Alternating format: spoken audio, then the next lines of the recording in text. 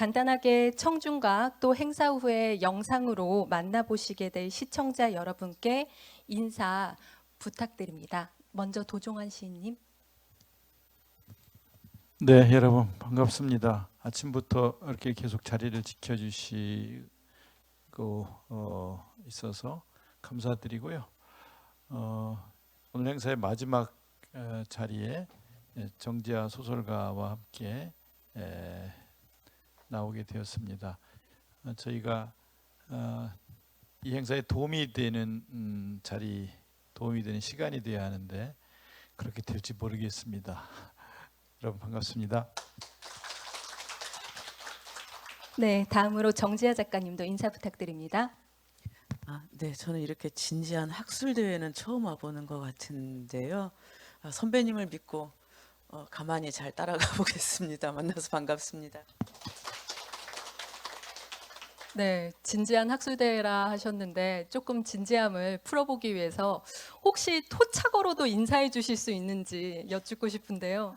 네, 각자 네, 도종환 시인님부터 토착어로 짧게 청중분들께 인사 다시 해주시면 어떨까요? 별일 없으셨어요?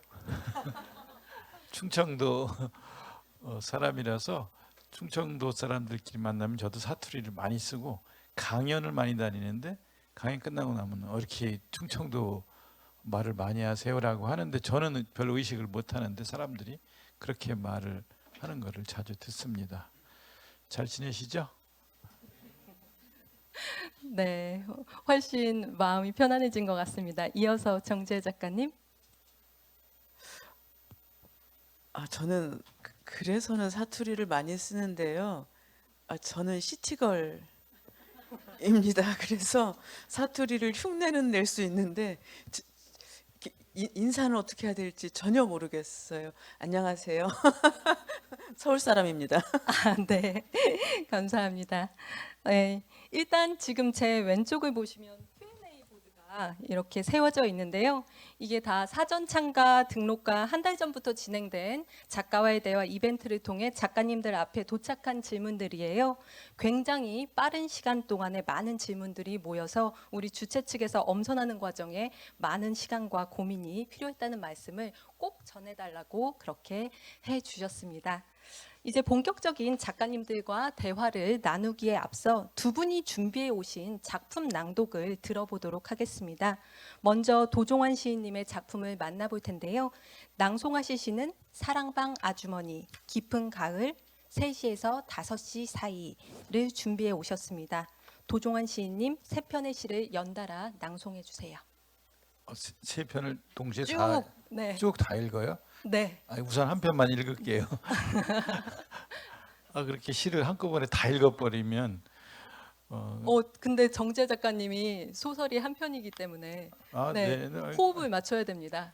한 편 읽고 또 시간 되면 또 읽고 사회자가 시키는 대로 안 하겠습니다. 사랑방 아주머니라는 시를 먼저 읽겠습니다. 진짜로 사랑방에 사시던 아주머니가 하시는 말씀을 그대로 옮기다시피 한 시인데요. 읽어보겠습니다. 사랑방 아주머니. 죽음은 잊혀질까 안 잊혀지는겨.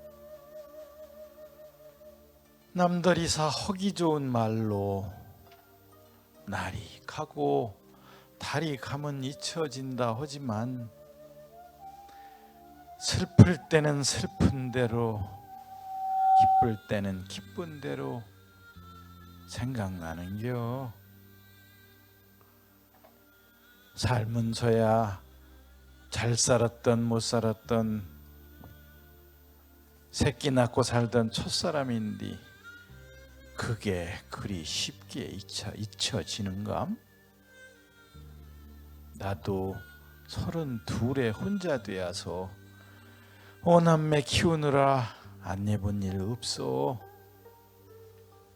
세상은 달라져서 이전처럼 정절을 쳐주는 사람도 없지만 바라는 게 있어서 20년 홀로 산 건 아니여. 남이사 속매물 어찌 다 알겠는가. 내색하지 않고 그냥 사는겨. 함 쓸쓸하지. 사는 게 본래 조금은 쓸쓸한 일인겨. 그래도 어쩌겠는가. 새끼들 땜시도 살아야지. 남들은 디사 잊은 듯 씻은 듯 그렇게 하고 그냥 사는겨. 죽음은 잊혀질까? 안 잊혀지는겨.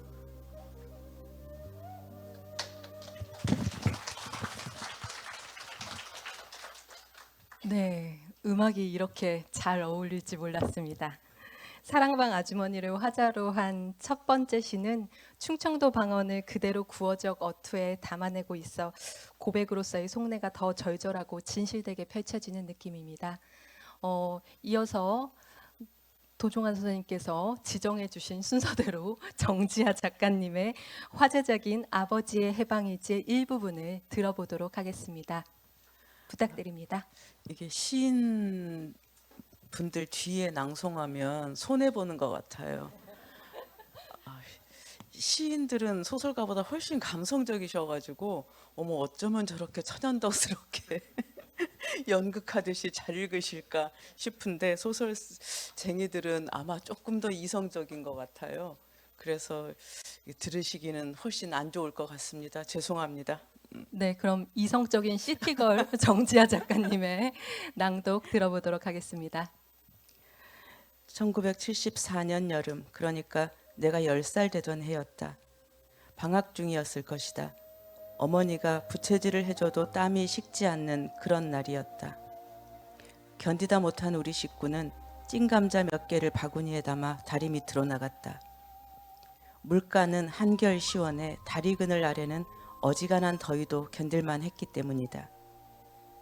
다리 밑은 온 동네 사람들이 몰려들어 이미 10,000원이었다. 진작 나와 있던 할머니가 어머니와 나를 잡아끈 덕분에 우리는 햇살이 비켜나고 있던 7시 방향에 자리를 잡을 수 있었다.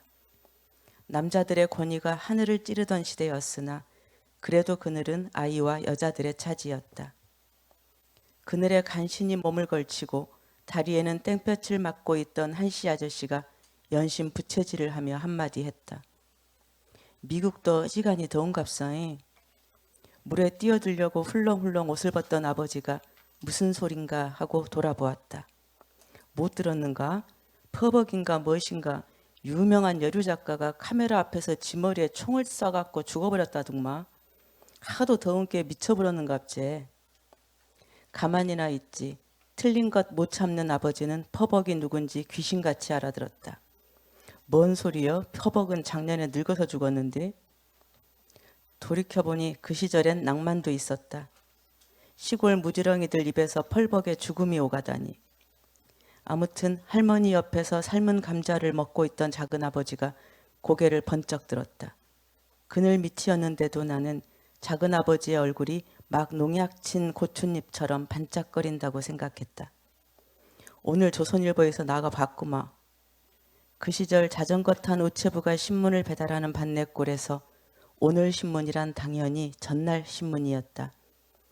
아버지가 물속으로 텀벙텀벙 걸어가며 무심히 비수를 던졌다. 잘못 바꿨지? 고기 잡는 솜씨라고는 7살 먹은 조카보다 못한 주제에 아버지는 어설프게 투망을 던지며 이내 물놀이에 심취했다. 나는 작은아버지가 입술을 차근차근 깨무는 모습을 가슴 졸이며 지켜보았다. 작은아버지는 손에 쥔 감자를 집어던지고는 냅다 집으로 향해 달리기 시작했다. 그리고 돌아오지 않았다. 작은아버지가 틀렸구나. 어린 나도 짐작했다. 다음 날 첫새벽 고함 소리에 방문을 열었더니 아버지는 마루에 망부석처럼 앉아있고 취해서 비틀거리는 작은아버지가 아버지를 향해 삿대질을 하고 있었다. 니는 그리 잘나서 집안 말아먹었냐? 집안 다 말아먹고 너의 인생 망친 놈이 가만히로 가만히나 있지 무엇이 잘났다고 멀쩡한 사람을 뱅신 만들고 지랄이야 지랄이. 동상 뱅신 만들고 잠이 쳐오드냐? 작은 아버지의 손에는 소주병이 들려 있었고 삿대질을 할 때마다 맑은 소주가 출렁거리며 쏟아졌다. 어느 순간 우리 집 작은 마당에 아침의 첫 햇살이 쏟아져 내렸다. 마당으로 꿀렁꿀렁 쏟아지는 소주에도 햇살은 어김없이 내리꽂혔다. 소주병이 튕겨낸 찬란한 빛이 술에 절여진 작은 아버지의 몸을 에워싸는 듯했다. 그 빛에 쏘이기라도 한 양 작은 아버지는 순식간에 뒤로 꽝 하고 넘어져 마당에 대자로 뻗었다. 그날 나는 이장 집에 가서 조선일보를 샅샅이 뒤졌다. 그리고 작은 단신 하나를 찾아냈다. 지난 7월 15일 미국의 유명 아나운서 크리스틴 처벅이 방송 도중 권총을 꺼내 자신의 머리에 쏴서 자살했다. 처벅은 퍼벅이 되고 퍼벅은 펄벅이 되었다. 작은 아버지가 처벅이라고 했는지 퍼벅이라고 했는지 펄벅이라고 했는지는 알 수 없다. 유명한 작가라는 말을 덧붙인 것은 사실이다. 한글도 모르는 한씨 아저씨가 펄벅이 유명한 작가라는 것을 알리는 만무하니까. 그렇다면 동생이 형을 향해 삿대질을 하게 만든 이 사건은 누구의 잘못인가? 10살의 나는 미간에 주름이 잡히도록 신문을 쏘아보며 고민에 잠겼다. 그런 날이 있었다. 네, 박수 부탁드립니다. 아버지의 해방일지를 저는 처음 도서관에서 읽고 너무 재밌어서 사서 다시 읽기도 했었는데요. 책 전체도 재밌지만 이렇게 일부만 똑 떼어서 낭독해도 너무나 말맛이 살아있는 꽁트를 읽는 느낌이 듭니다. 아버지의 해방일지는 최근도 아니군요. 네, 한참 전에 30만 부 특별 기념 리커버판까지 나왔다는 소식을 들었는데요. 베스트셀러 독서사에서 또 도종환 선생님도 지지 않으시지만 어쨌든 그렇게 두 선생님을 사랑하는 독자들이 이 자리에 가득 채워주셔서 이 자리가 더 풍성해질 것 같은 예감이 듭니다. 지금 두 작가님이 이번 포럼을 위해서 특별히 선정해 오신 작품 낭독을 들어봤는데요. 도종환 선생님의 시 두 편이 아직 남아 있습니다. 시 두 편은 언제쯤 낭독하실 예정이신지 저에게 힌트를 주시면. 이야기를 주고받다가 뭐 지루하거나 딱딱하거나 뭐 학술 행사 같거나 이러면 네. 그때 다시 시를 읽으면 어떨까요? 아, 네. 네, 분위기를 주도해 주셔서 감사드립니다. 네. 작품 낭독을 여러분들이 함께 들으셨는데요. 지금부터 토착어로 문학 작품을 창작한다는 것에 대한 이야기를 나눠보려고 합니다. 두 분이 낭독하신 작품을 선정한 이유가 궁금한데요. 들어볼 수 있을까요? 먼저 도종환 시인님. 좀 전에 읽어드린 그 시는 저희 청주에 있는 저희 집 사랑방에 사시는 아주머니가 저를 위로한다고 하신 말씀이었어요. 이 아주머니와 똑같이 저도 32살에 그 아내가 암으로 세상을 뜨고 낳은 지 넉 달밖에 안 되는 딸을 놓고 세상을 뜬 뒤에 제가 망연자실에 있을 때 이 아주머니가 자기 경험 얘기를 하시는 거예요. 자기가 20년 동안 어떻게 살아왔는지 말씀을 하시는데 그 어떤 사람의 말보다도 크게 그 위로가 되었고요. 그냥 가슴에 팍팍 꽂히는 그런 말이었어요. 근데 그게 그 아주머니 특유의 혼자 살아오신 그 아주머니 특유의 사투리로 그냥 하시는 말씀인데 그 듣고 난 뒤에 그냥 그게 그대로 생생하게 외워졌어요. 그걸 거의 그대로 옮기다시피 한 거거든요. 그러니까 살아봐라. 살아보면은 날이 가고 달이 가면 잊혀진다고 하지만 안 잊혀진다. 그게 새끼 낳고 살던 첫사람인데 그게 쉽게 잊혀지냐?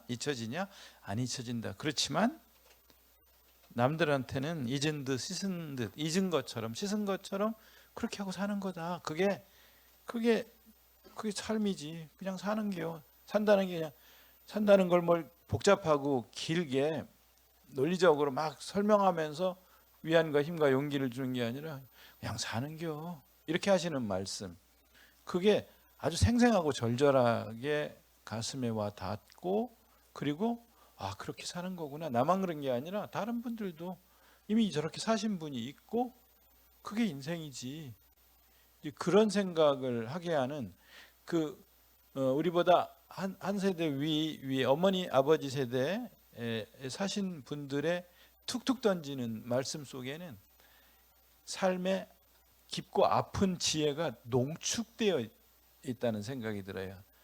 그러니까 뭘 다릴 때 오래 잘 다리면 아주 찐득찐득하게 그렇게 정말 약이 되는 것으로 다려지는 음식들이 있잖아요.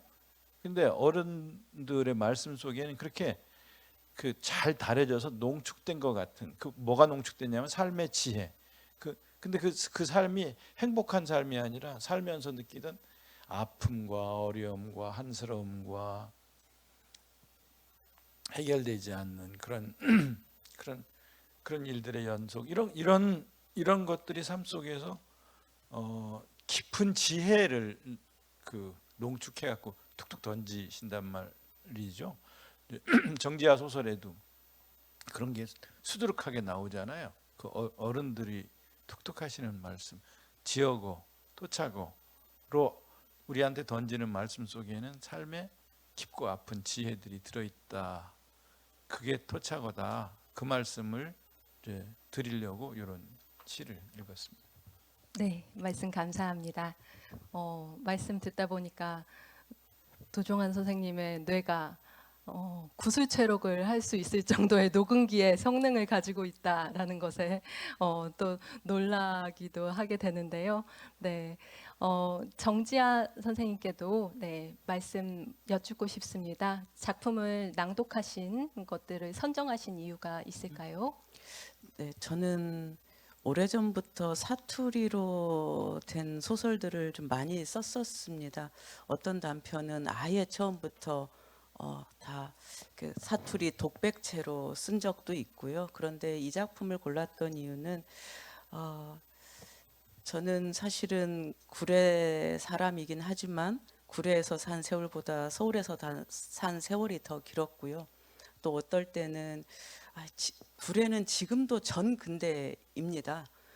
그래서 이 전근대를 부정하는 마음도 굉장히 컸었고요. 그럼에도 불구하고 사투리로, 그 이전에도 사투리로 작품 활동을 해왔던 것은 어쩔 수 없이 그게 제 뿌리였기 때문에 사투리가 아니고는 표현할 수 없어서 사투리를 써왔었고요.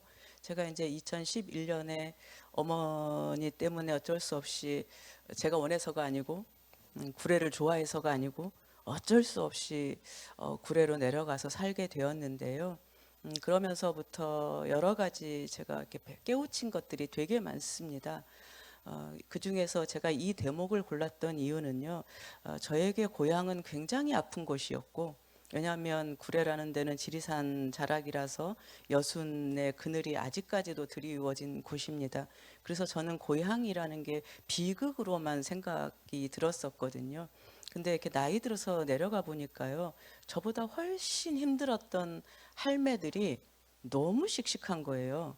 힘들어하는 거는 저뿐이고요. 저만 빨갱이의 딸로 막 이런 고민을 하고요. 구례는 천지 삐까리의 빨갱이 새끼들이거든요. 진짜로 두 집에 하나는 다 이렇게 파고 들어가면 다 빨갱이의 후손들, 심지어는 스스로 선택한 빨갱이가 아니라 빨갱이로 몰린, 빨갱이도 아닌데 몰린 이런 사람들이 굉장히 많습니다. 근데 그런 분들이 한탄하지를 않으시고요. 그러면서 너무 해학적인 거예요. 그래서 제가 어느 순간 시골 할매들을 너무너무 싫어하다가, 할매들은 나와 타인의 거리가 없잖아요. 이게 전근대의 특성이거든요. 그래서 모르는 아무한테나 그냥 붙잡고 말을 시켜요. 그냥. 그래서 막 이런 게 끔찍하게 싫어서 할매들이 말을 시킬 것 같으면 도망 다니고 이랬었는데, 어느 순간 그 할매들의 말에 내포된, 당연히 사투리일 수밖에 없는 그 말 속에서 한 평생을 견뎌낸 자들의 강인함, 해학 이런 거를 제가 읽어냈고요. 그래서 그것을 처음으로 저는 그 전까지 진지 일변도의 인간이었었는데 아버지의 해방일지쯤 오면서 처음으로 해학이라는 것, 사람의 고통을 어떻게 견뎌내는가 이런 것들을 고민하기 시작했고요. 그 해학이 좀 담겨 있는 대목인 것 같아서 이 대목을 선정을 했습니다. 제가 잠깐 네네. 말씀을 들으면서 생각나는 게 있는데요. 그 만해문학상 받을 때 수상 소감을 이야기하면서 지금 이야기한 구례 할머니들 얘기를 그 우리 정지아 작가가 하시더라고요. 술 한 병 들고 가다가 할머니 보고 할머니 산수유꽃 보러 가실래요? 라고 했더니 할머니가 그 산수유꽃 얘기를 딱 듣다가 그거 속 없는 꽃이요 이러더라는 거예요. 그래서 그럼 벚꽃 보러 가실까요? 벚꽃? 정 없는 꽃이요 이러더라는 거예요. 정 없는 꽃이요. 산수유는 제일 먼저 피는 꽃이잖아요. 봄에 제일 먼저 피는 노란 꽃이잖아요.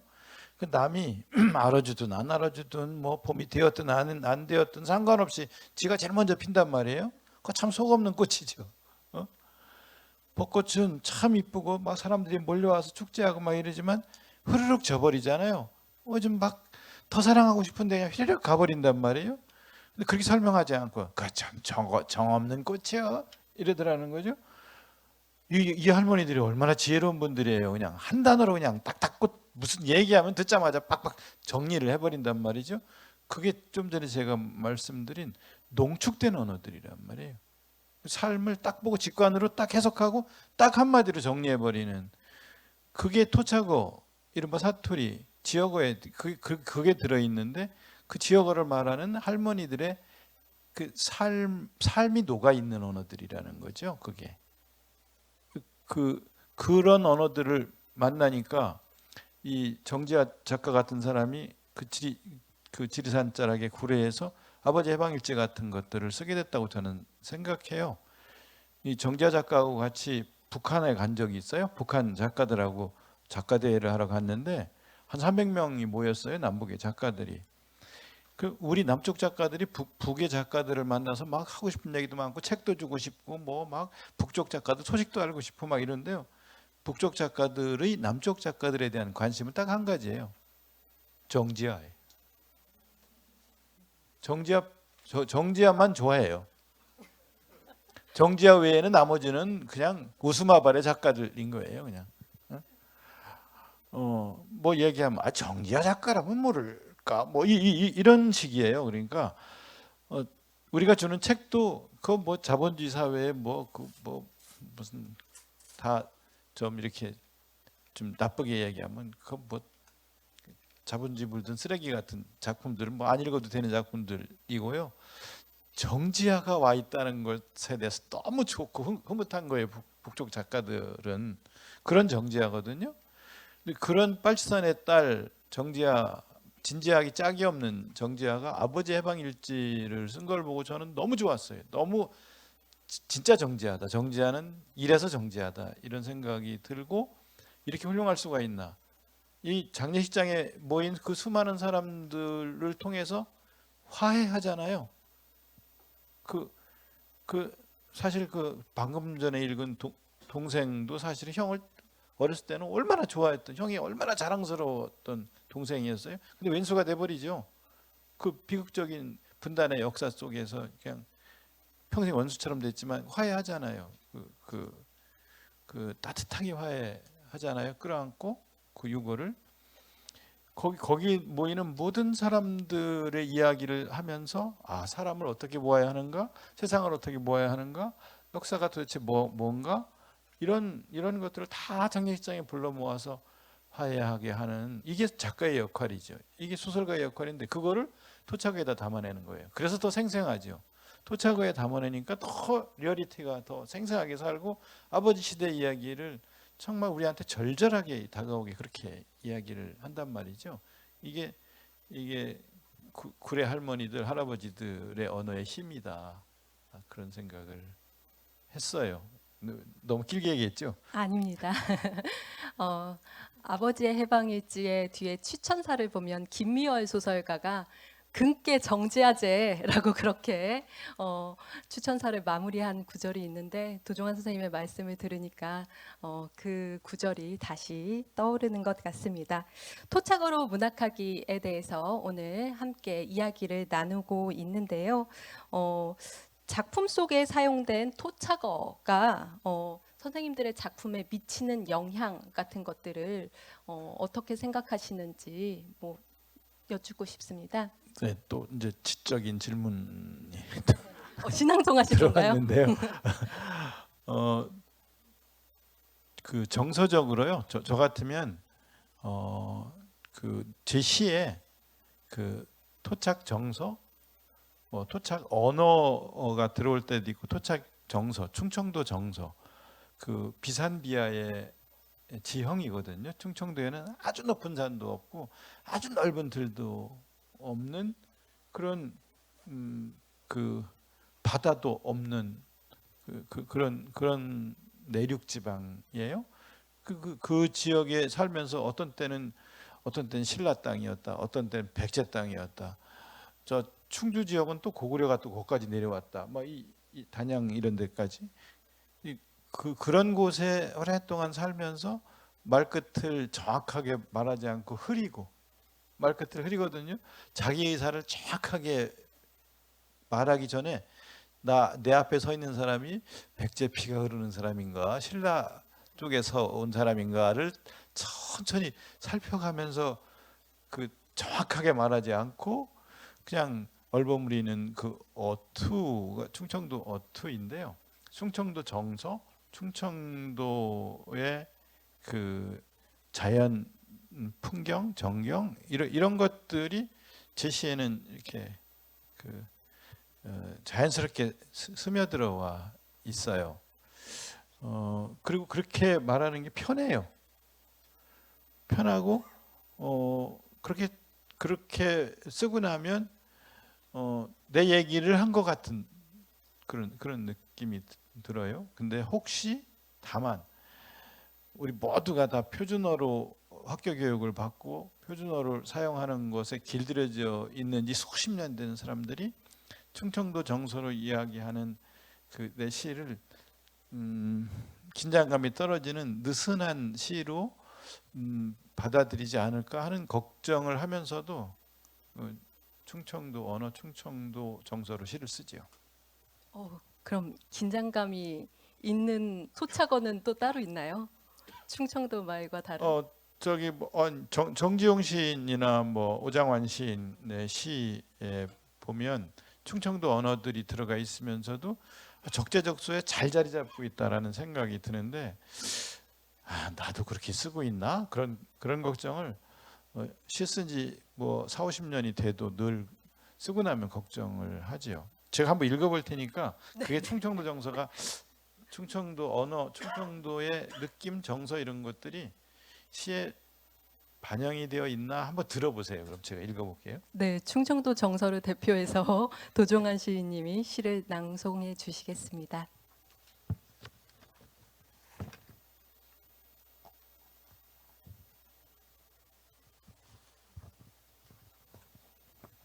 깊은 가을, 가장 아름다운 빛깔로 멈추어 있는 가을을 한 입, 두 입 뽑아내며 저도 고요히 떨고 있는 바람의 손길을 보았어요.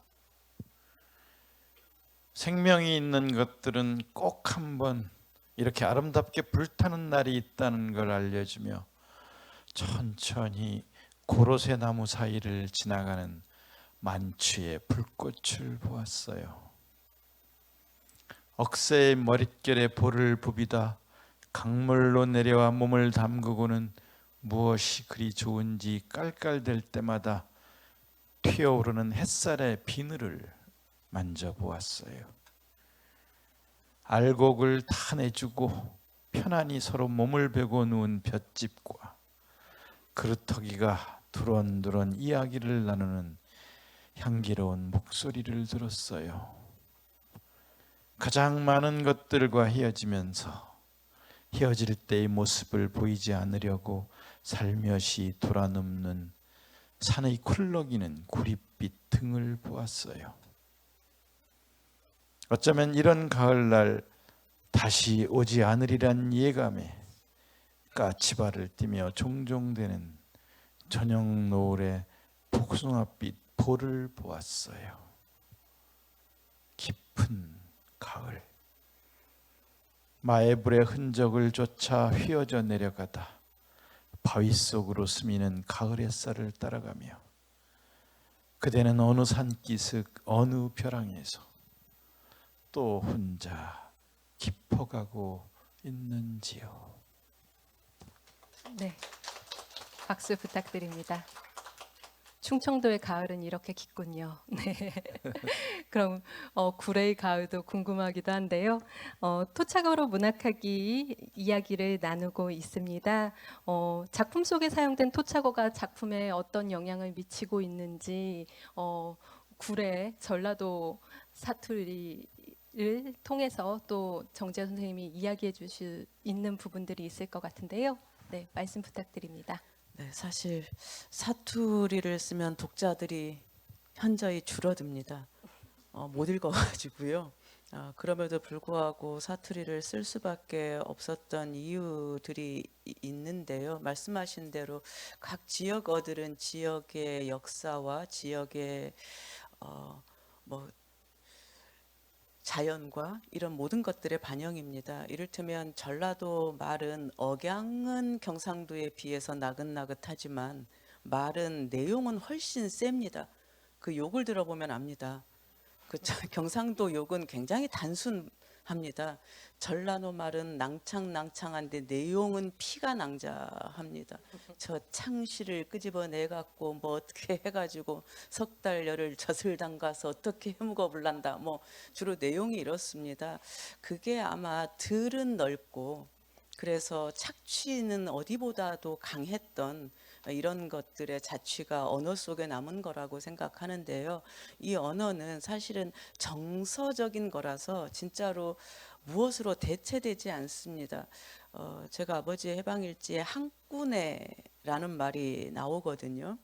예, 이 한꾼에는 해석을 하면 같이 이런 뜻이긴 합니다. 그래서 점심 같이 먹을래? 이게 이제 서울 말로 하면 같이 먹을래?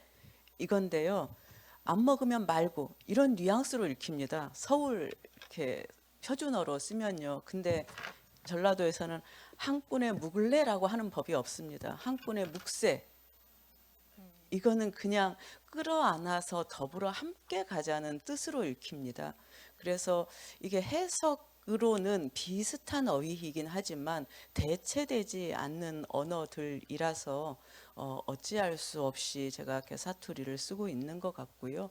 또 한편으로는 제 소설 속에 상당수의 인물들이 다들 밑바닥에서 힘겹게 살아가는 사람들이라서 이런 전라도 그것도 특히 전라도의 사투리가 아니면 안 된다 이런 마음도 있고요. 근데 또 하나 약간 특이한 것은 많은 분들이 전라도 사투리 하면 목포 사투리를 전라도 사투리로 알고 계십니다. 저한테는 목포는 부산만큼 먼 곳입니다. 실제로 거리도 굉장히 멀고요. 그래서 전라도 사투리지만 구례 사투리는 목포 사투리랑 아주 다르고요. 그 다음에 전라도는 욕도 그렇게 세지 않습니다. 그 이유는 그러니까 구례는 산이 너무 높고 이래가지고 들이 넓지가 않습니다. 그러니까 착취해서 큰 부자가 생길 만한 땅이 없습니다. 바꿔 말하면 그렇게 심한 착취를 당한 사람들이 없다는 뜻이기도 합니다. 그래서 구례 사투리가 다른 전라도 지역의 평야가 넓은 지역의 사투리에 비하여 훨씬 유하고 욕설도 거의 없고 이렇습니다. 그래서 오히려 제가 아버지 해방일지라는 작품을 통해서 전달하고 싶었던 공동체 의식 이런 거를 전달하기에는 구례 사투리가 매우 적합했던 게 아닌가 이렇게 생각하고 있습니다. 네.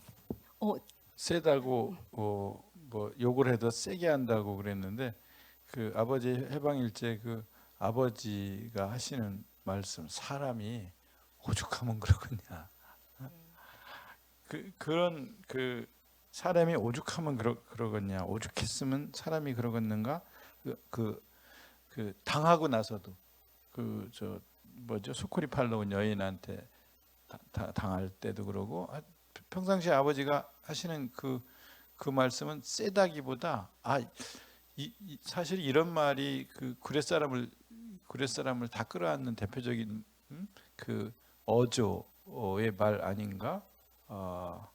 또 그 친구 중에 그 조선일보 보는 박한우.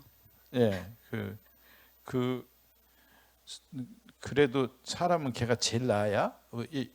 그 한겨레 신문 보는 사람하고 조선일보 보는 사람하고 생각이 맨날 달라가지고 맨날 싸우는데도 그래도 사람은 걔가 제일 낫어야. 이런 식의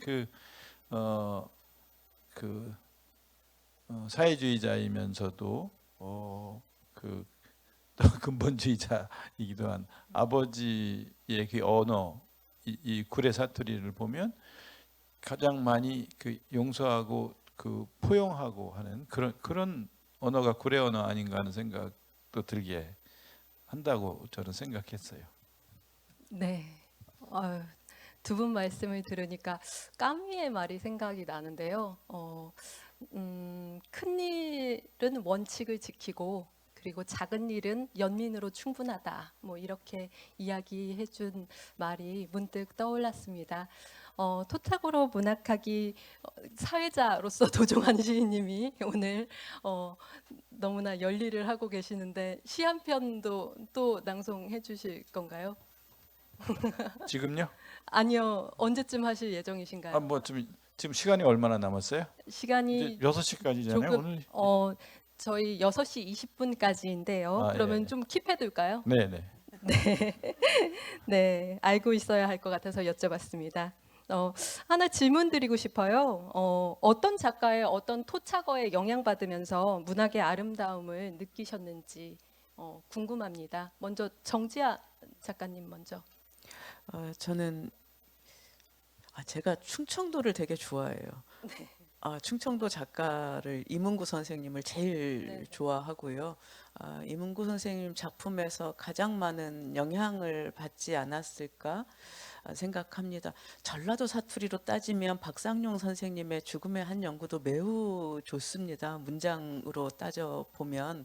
근데 전체를 관통하는 정신을 생각하면 저는 제가 전 세계에서 사람을 이토록 따뜻하게 보는 소설가, 하찮은 모든 인간에게서도 아름다움을 발견해내는 소설가가 이문고 선생님이라고 생각하고요.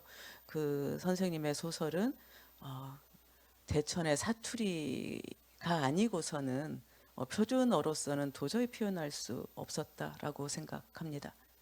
네, 공감합니다. 네, 그럼 도종환 시인님도 같은 어, 질문 드리겠습니다. 신경림 선생님 시가 이제 초기에 뭐 56년에 갈 때 쓰실 때와 다르게 70년대로 넘어오면서 이제 산업일지라든가 농무라든가 목계장터 이런 시로 넘어오면서 리얼리즘 시도 이렇게 아름다울 수 있다는 걸 이제 보여주시면서 연몽 선생님에 의하면 해방 이전에 김소월이 있다면 해방 이후에는 신경림이 있다라고 이야기하시는 그 신경림 시인의 그 언어에 들어있는 그 아름다운 그런 충청도 말, 충청도 정서, 그 다음에 잘 살려 쓰지 않던 말들을 적재적소에 아주 기가 막히게 배치를 하셔요. 신경림 시인이.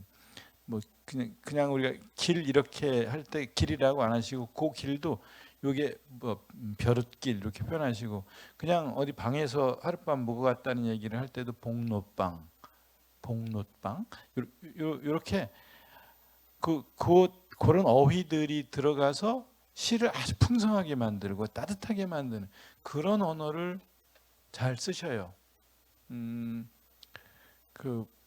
그런 신 선생님의 20대 때부터 많은 영향을 받았고요. 좋았고요.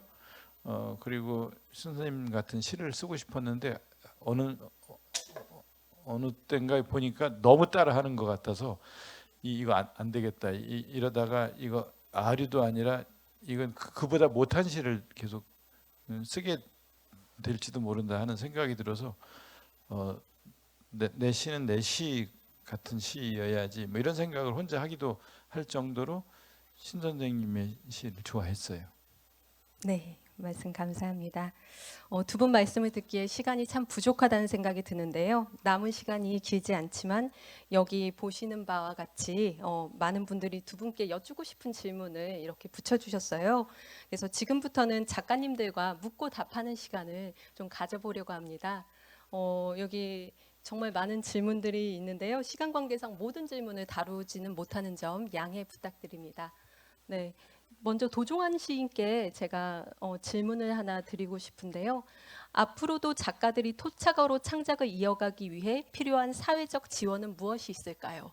네, 좀 전문 분야신 것 같아서 이 질문을 왜 이렇게 학술적인 골라봤습니다. 질문이 나오고 말았네요. 제주특별자치도 의회에서는요 제주어에 대한 조례 같은 걸 만들어요. 그래서 그냥 제주도 방언 이렇게 안 쓰고요 제주어라고 쓰거든요. 그리고 제주도 사투리 경연대회 이런 것들도요 그 조례 통과시키고 난 뒤에 명칭을 바꿔요. 행사 명칭을 제주어 말하기 대회 이렇게. 그러니까 이건 변방의 말이다. 그다음에 이건 표준어가 아닌 방언이다. 뭐 이런 식의 그 언어에 대한 규정을 아니요 이건 제주어야라고 하는 자기긍정의 그 언어로 제주 사람들이 나서서 바꾸고 하는 걸 봤거든요. 그래서 제주도 말은 못 알아들어. 제주도 말은 육지 말하고 너무 달라. 이런 것들이 편견이고 제주는 제주 말이 있다. 이건 제주의 역사와 제주의 삶과 제주도의 환경이 이렇게 말하게 하는 거야라고 하는 그런 행정적 그 뒷받침이라고 생각이 되거든요. 그래서 다른 지역에서도 뭐 제주특별자치도 의회에서 한 것 같은 그런 식의 그 논의 같은 것들도 해볼 수 있지 않겠나 하는 생각을 하기도 합니다.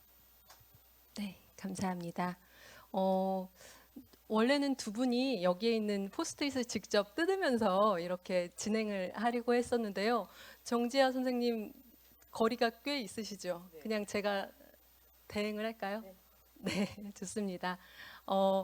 좀 재밌는 질문으로 제가 한번 뽑아보겠습니다. 마시지 않을 수 없는 밤이니까요 라는 선생님의 에세이가 있는데요. 저도 아주 재밌게 읽은 에세이입니다. 그 에세이에서 북한에 방문하셨을 때의 일화가 정말 인상 깊었습니다. 남쪽과 북쪽의 많은 어휘가 달라진 상태에서도 의사소통이 잘 되었는지, 북쪽 말들 중 특별히 인상 깊었던 어휘나 표현들이 있는지 궁금합니다.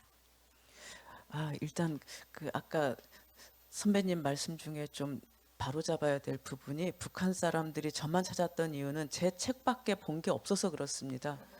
다른 남한의 책들은 접할 수 있는 기회가 없어서 거기 막 공지영 작가도 있고 신경숙 작가도 있고 저보다 훨씬 유명한 작가들이 많았는데 아예 이름도 몰랐어요. 그러니까 이름을 아는 유일한 남한 작가가 저여가지고 이렇게 저를 찾았을 뿐이었고요. 거기 가서 느꼈던 것은 물길보다는 육지길이 훨씬 가깝다였습니다.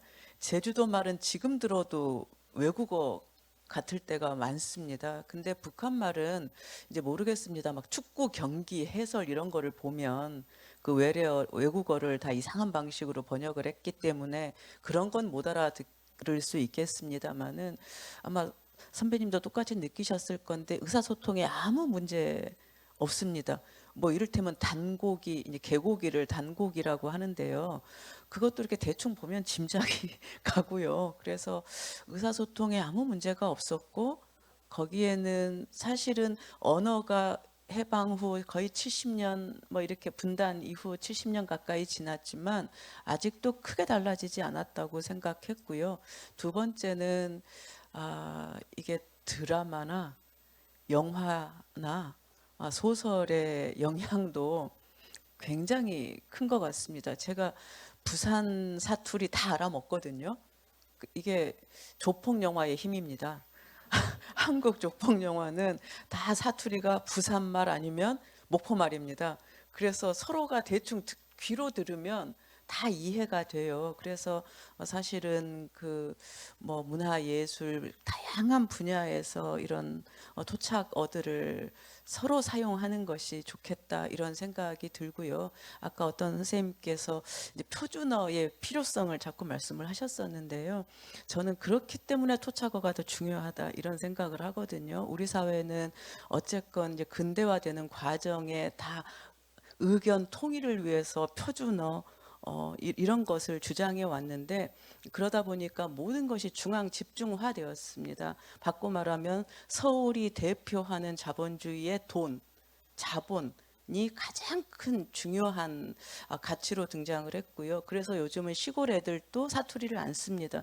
전라도 애들이 한꾼애가 뭐예요? 이렇게 구례 애들이 물어볼 정도입니다. 그래서 이렇게 획일화된 사회, 한때는 통합을 위하여 표준어를 강조할 필요가 있었을지 모르지만 그것의 문제가 너무 과도해져서 오히려 지금은 다양한 가치를 인정하기 위해서라도 이런 토착어의 사용이 그래서 저는 제가 맨날 얘기하거든요. 제발 지방 9시 뉴스에 사투리로 진행을 하자. 아따 시방부터는 전라도 말로 진행을 하겠어요. 막 이러면서 그래봤자 5분 10분이거든요. 지역 방송이라는 것이 이런 거부터도 조금 우리가 시도를 해봐야 되지 않을까 이런 생각을 해봤습니다. 네. 예. 네. 의원님. 여러분들은 이제 남북의 언어와 관련해서 여러 가지 일들을 많이 하시잖아요. 남북의 문학의 공통점, 공통분모를 찾기 위해서 그 교류 이런 걸 하느라고 개성이나 뭐 평양이나 뭐 이런데 금강산 이런데 많이 왔다 갔다 했어요.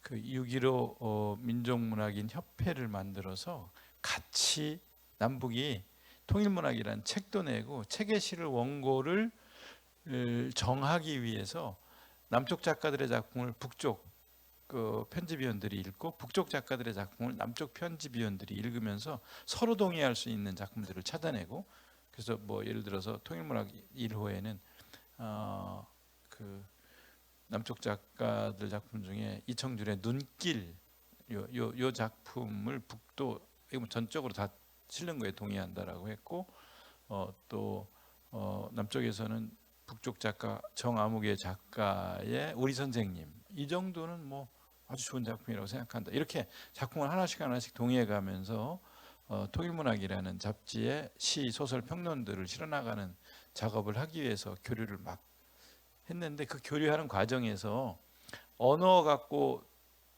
그 티격태격 다툰 경우가 많았는데요.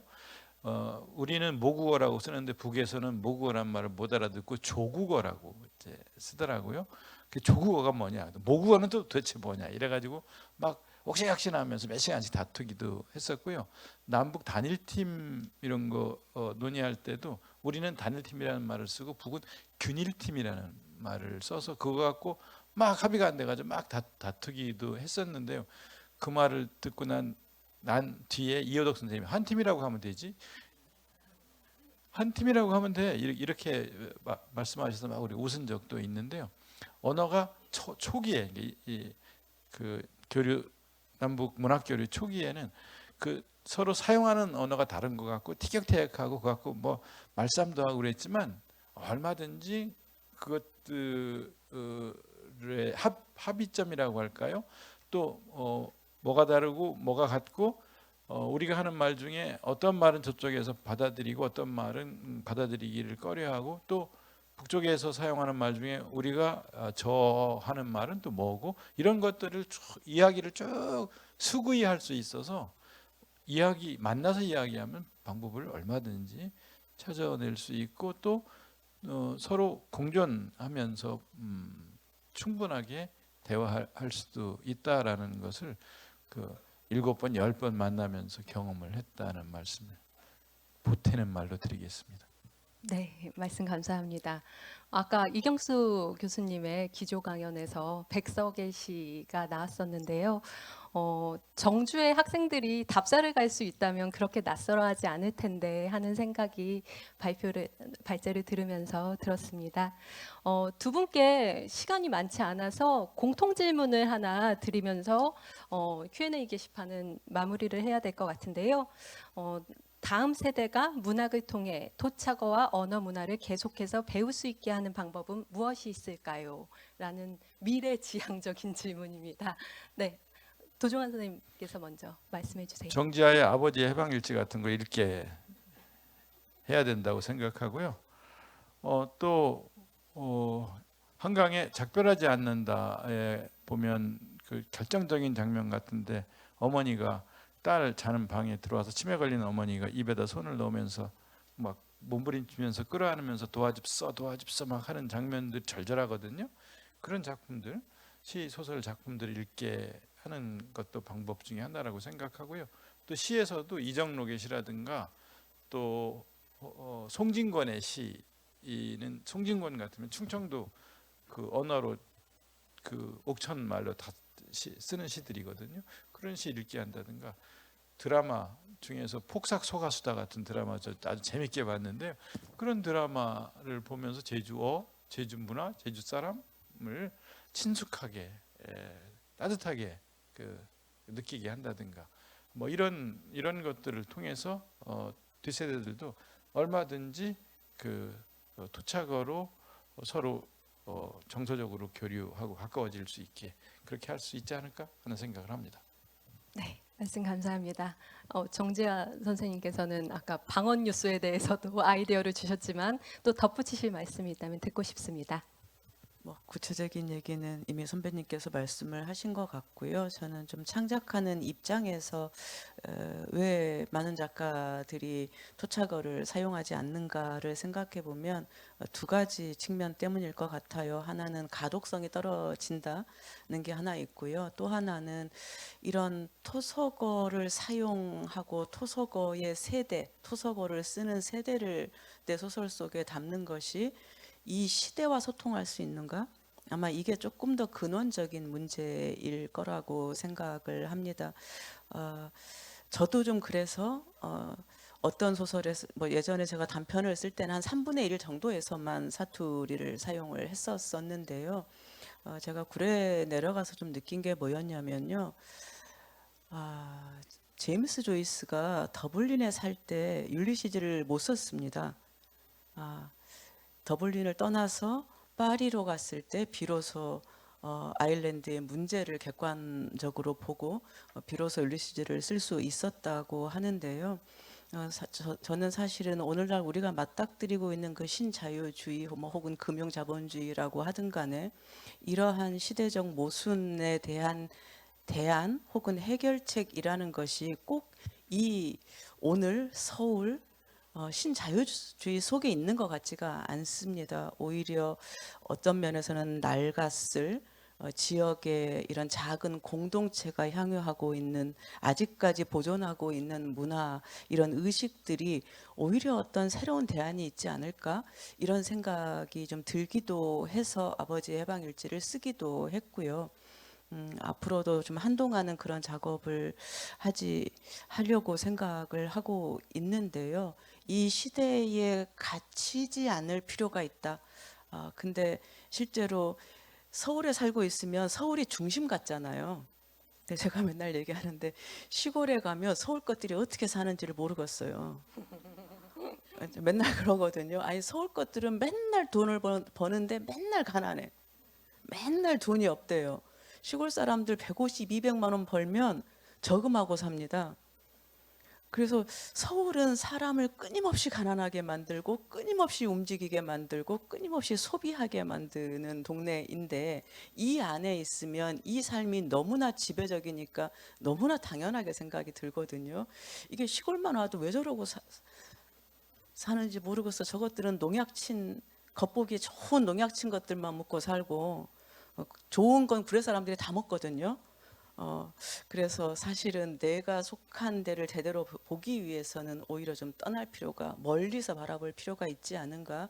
그렇게 보면 토착어도 좀 새로운 관점으로 보일 수 있지 않을까. 이게 글을 쓰는 사람으로서의 저도 고민하는 바이고 다른 작가들도 이런 고민을 해보면 좋겠다라고 생각합니다. 네, 욕망의 항구적 연구기관으로 살고 있는 서울 것들에게 경종을 울리는 말씀 너무 감사드리고요. 1시간이 넘는 시간 동안 낭송과 대담, 질의응답까지 함께 해주신 두 분 작가님께 큰 박수 부탁드립니다. 도종환 시인님, 정지아 작가님 감사합니다.